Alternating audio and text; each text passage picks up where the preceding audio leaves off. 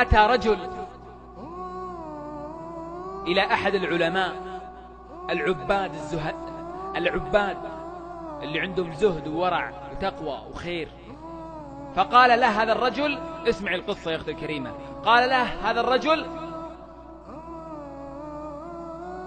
أنا خطبت امرأة لأتزوجها فردتني، رفضتني، فخطبها غيري فنكحته، يعني تزوجته،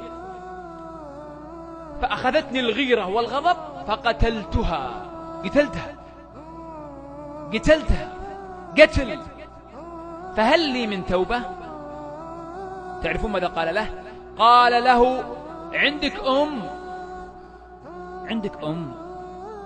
قال: لا، أمي ماتت من زمان. فقال له: تب إلى الله إذن واستغفر.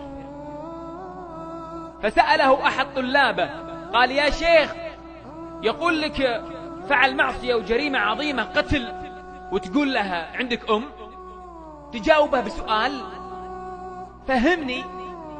فقال: والله لا أعلم، اسمعي أختاه، والله لا أعلم عملا يكفر عنه ذنبه، والله لا أعلم عملا يكفر عنه ذنبه أعظم من بر الوالدة، أعظم من بر الوالدة.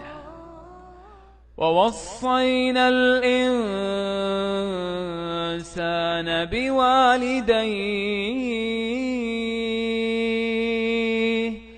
ووصينا الإنسان بوالديه.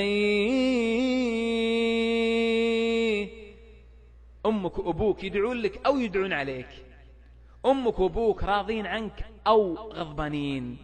لا تقولين والله أمي وأبوي ما يعينوني على البر يا شيخ، يضربوني ويظلموني وحارميني من الحنان والعاطفة وهم سبب خرابي. معليش يا أختي الكريمة، أنت تطيعينهم ليش؟ تبغين ما عند رب العالمين، تبغين جنة عرضها السماوات والأرض.